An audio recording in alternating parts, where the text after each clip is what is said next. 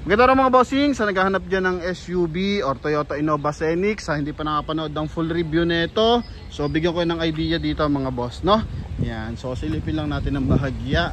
Second hand unit na to mga bossing ha, para lang sa ating mga buyer na hindi makakuha sa brand new ng ganitong unit. Kasi minsan pinipilahan mga boss. Ito available tayo mga bossing. Okay, so B variant to mga boss. Hindi pa to yung hybrid unit kasi merong hybrid na ito mga bossing, yung umabot ng 2 million mahigit mga boss. So sa atin naman, ito po yung B variant na gasoline engine 2.0. So sa brand yung mga bossing, abot to ng 1670 kasi ato itong presyo nito mga boss no? For brand new. Pero sa atin mga boss, binibigay lang to ng mababa. Malaki talaga madi-discount yung mga bossing. Yan, second hand unit to mga bossing ha? Most likely ng bentahan na ito is 1.5. Pero sa atin kasi mga boss, ang walk-in price nila 1,490,000. Sa atin naman mga bossing, binibigay na lang to sa halagang 1,420,000 mga boss, no? Kaya sa ating mga buyers na interesado at gusto magkaroon ng idea about sa Toyota Innova Scenic, eto na. So front area muna tayo mga bossing. Naka LED lights yan, then yung fog light niyan sa babang bahagi. Then naka 4-eye sensor sa front area. So naka modern looks na yung kanyang front grille tsaka yung housing ng kanyang mga bossing. So dito kasi dati yung kanyang fog light. So bumper na lang siya ngayon mga boss, no? Yan. So kung titingnan mo, napakaganda ng design nyo. Ang lapad ng mukha, mas matangkad ng bahagya to mga bossing. And same time is naka mga bossing, R17 all disc brake na. Yan. So coding nito is Thursday. So ganun pa rin, may signal light sa kanyang side mirror. Medyo mahaba lang yung pormahan ng kanyang headlight mga boss. So then, ito, kinuha pa rin yan sa Innovan design mga boss. Okay, tsaka yung kanyang mags. Yan, so, R18 yan mga bossing, no? Yan, then dito, pasok tayo sa loob. Ang panel yan mga bossing, dahil B-bar yan to, so naka-leather. Yan, then dito mga bossing. Okay, so leather na rin siya sa kanyang dashboard. Iba na rin yung formahan ng kanyang transmission, pero CVT na yan, naka-automatic climate control. Same time, naka-full CarPlay, Android Auto. Meron na rin siyang paddle shift. Then mileage nito mga bossing is 11,000 only. Yan, so presentable to mga boss. Okay. Yan, then tungo tayo for second row. Yan, para sa mga buyer natin na gusto magkaroon ng idea about sa Toyota Innova Scenic, eto. Okay, so iba ng pormahan, medyo elegante talaga to. Yan, naka-captain seat for second row. Then dito sa likuran, so pwedeng tatlo, pwedeng dalawahan lang mga boss, no? Okay, then sa ceiling, kita mo naman yung ceiling niyan. So may LED lights, naka-automatic climate control na rin sa likuran. Kulay gray yung ating mga bossing ceiling niyan. Okay, so mamaya ikot tayo dun sa driver side.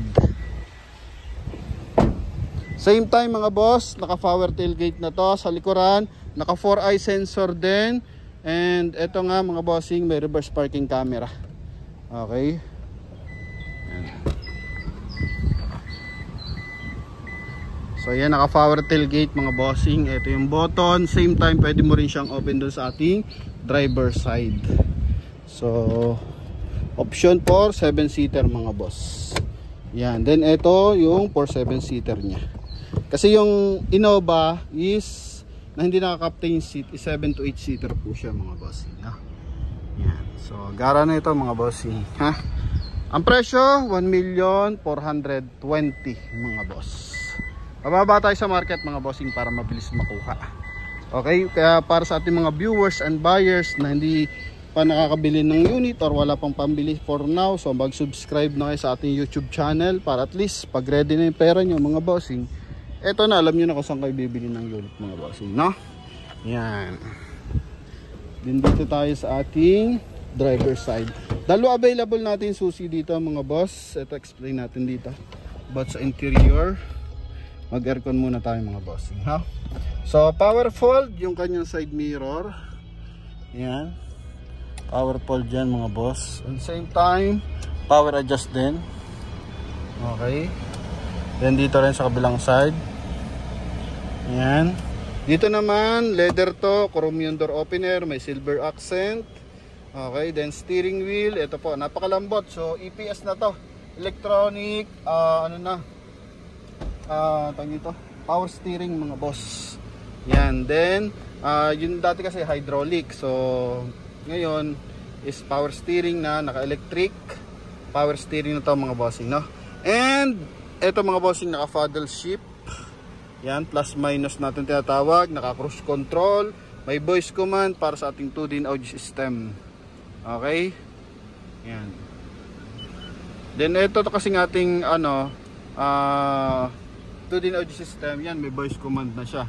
Halimbawa, connected yung phone natin dito sa ating cellphone. So pwede kang sumagot through Apple CarPlay. Then I think pwede rin siya ng mga bossing Android Auto, no? Yan. And dito naman sa ating transmission, so naka electronic parking assist na rin siya. So nag-automatic handbrake na siya mga bossing, and yun nga, naka automatic climate control. Dito naman meron 12 volt socket. Dito sa baba meron din USB port and charging port mga bossing. Then keyless entry na rin to mga boss. Ano po? Then dito sa kabilang side is meron na rin siyang auto headlamps mga bossing. So pag dumadaan tayo ng mga tunnel, yan, so biglaan na lang siyang umiilaw. Once na naka tayo mga bossing, naka auto, no, yung ating headlamps. Then napakaganda ng ating meter cluster. So digital meter cluster na yan mga boss. Oh, LED pala mga bossing. Ganda. Yan, and same time mga bossing, ito anong meron dito, ito yung kanyang mga bossing, hazard. Then sa kanyang aircon vent mga bossing, aircon blower, so meron siyang glossy type dito, tsaka silver accent. Yan. Okay, kaya kung mapapansin mo, parang siyang walang mga bossing, walang aircon ventilation dito sa gitna or aircon blower, pero naka-design siya dito mga bossing, flat na flat. Dashboard, so may speaker dito. Yan, then dito rin meron mga boss. Then yun nga, sabi ko, power tailgate. Okay, sana walang tao. Yan, so dito mga bossing is pwede mong ibaba, pwede mong iangat yung ating tailgate mga boss. Yan. So turo natin kung saan banda yan. Okay, dito po yan mga boss. Yan, sa left ng driver side. Then pag adjust ng ating ilaw mga boss. So eto sa headlamps, para in case loaded tayo, 7-seater, nakatingala yung unit, so pwede nating iangat yung ating headlamps o pwede nating ibaba, no? Para hindi naman nakakasulo o nakakasilaw sa mga bossing sa ating kasalubong. Yan. Then dito may auto dim na rin yung ating rear view mirror. So if ever yung headlight na sumusunod sa atin ay talagang naka-LED at masakit sa mata, so yan, nadidim na niya mga bossing, no? Yan, na-adjust niya. Then dito naman, kala ko dito pindutan. Okay. Then ito sun visor with mirror, with light pa mga boss. Dito rin with mirror, with light mga bossing. May sarili din siyang mga boss, no? Mic. So kagandahan, magkabilaan driver side tsaka passenger side mga bossing, merong mic. So once na nakakonect dito is yung passenger sa ating 2-din, so pwede siyang magsalita mga boss, no? Yan. Then tungo tayo syempre sa ating engine bay. So basically bigyan ko ng idea para dito sa ating Toyota Innova Scenic. Yan. Ito pala yung susi niya mga boss. Okay. Yan, napakaganda ng susi niya. Sa issue, yung kanyang mga bossing, kulay ng pintura. So, kulay black na may para siyang pearl mga boss. Oh. Yan. So, hoping na ikikita.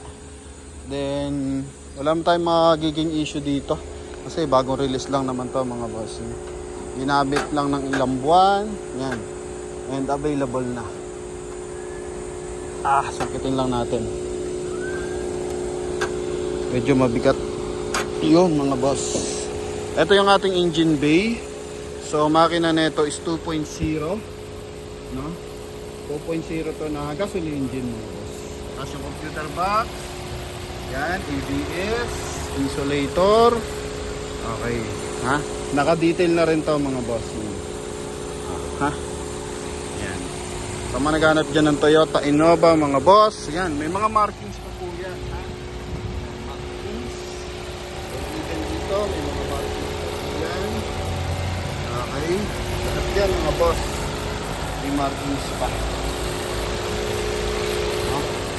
So naka-under warranty pa to sa kasa mga boss.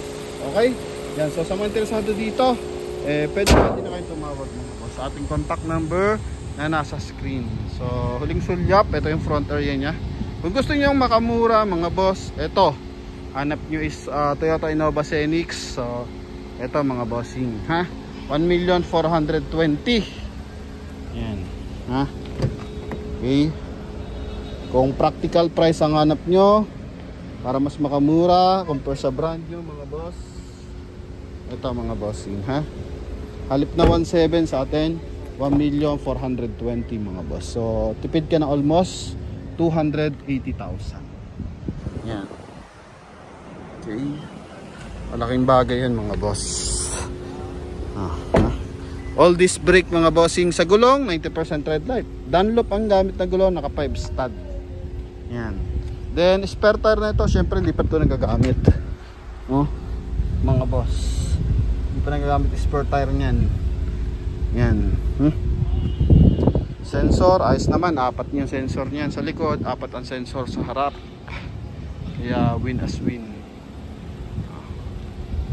Mga bossing.